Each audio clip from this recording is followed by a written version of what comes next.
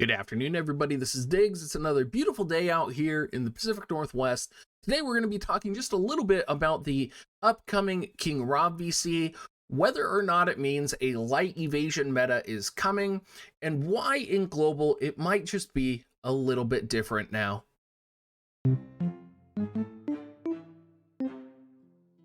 For those that aren't familiar, the King Rob VC, when it comes out probably this coming week, gives light based units evasion plus 20.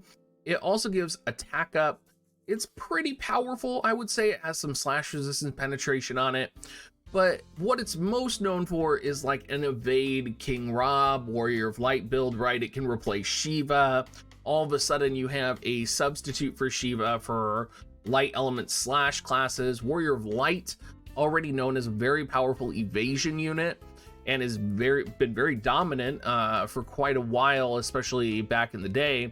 So it brings out these feelings of like, oh my gosh, we could potentially see a light evasion composition. And I think it's possible. I think, I've been running Rob quite frequently the last, couple weeks. He was my first 120.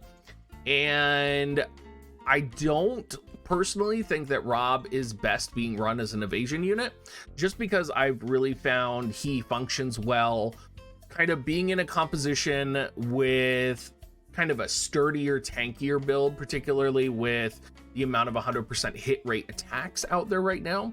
But I have run him in an evasion build with Sir O, for example, and I've had moderate success with it. The reason I say moderate is because there have been changes in global that have affected what would be the viableness of evasion, I think. And let's talk about some of those changes. Probably the biggest one is Gilgamesh, right? That's the change everybody kind of knows about. That's the change everybody thinks about. And when you think about Gilgamesh, you think about viable VCs that Gilgamesh might wear. And of course, a lot of people are thinking Fenrir, right? For magic resistance, But Odin is also a very viable VC that gives ice unit accuracy up 25. If we're seeing a lot of evasion comps, you're going to see Odin. It's going to counter the Rob VC, and it's going to counter it in a way that's going to basically screw the pooch, right? Like you're gonna get destroyed if you start seeing a lot of evasion compositions. Now, there have also been global buffs to VCs, and there's been VCs that have been released that did not basically exist in JP. And almost all of them offer accuracy or dexterity in some way. We have Steki Dane, which gives dexterity 40. It also gives water HP up, slash attack, critical hit rate. We also have, thanks for the votes, which everybody has access to. If they have a Tidus, they're probably maxing this. It's going to give water units accuracy up 13, water attack up 35. This is pretty viable, right? This is a pretty sufficient counter to evasion. We also have a place unknown, which not only gives dex and luck up, but when it's fully maxed out, it gives water unit accuracy up as well. The combination of all of these VCs and the amount of accuracy and prevalence of them, particularly in water compositions, really makes me think that if there is a light evasion kind of composition, that it might not survive very long. There is another factor that I think is really important here as well, and that is the relevance of counters to Rob. And probably the strongest counter from my testing and my experience in my evasion Rob formation, even in my tanking Rob formation, has been Garvel. And I think the global community is a lot more Garvel happy than the JP community was. And I think we see a lot more Garvels. So the relevance and the dominance of Garvel right now is just, it's one of those units who hard counters you so much. Like there's so much that Garvel's gonna do to hard counter evasion compositions. Like I don't see evasion compositions with Warrior of Light even for hate being successful, because I just see dark element units coming in. I see this just obliteration of Warrior of Light, even with Yuna support, right? maybe we'll see a little bit of a resurgence with Warrior of Light 120. I imagine we could see this kind of like golden age of evasion when Warrior of Light's 120 and we have Rob, and you know, there's more VCs to kind of mess with and different compositions are prevalent, right? Because King Mont is going to be more prevalent. Black Rose Helena will also be prevalent, so maybe not. But again, there's going to be these counters that exist. So it's one of those things where, of course, I can see light evasion being capable and getting things done.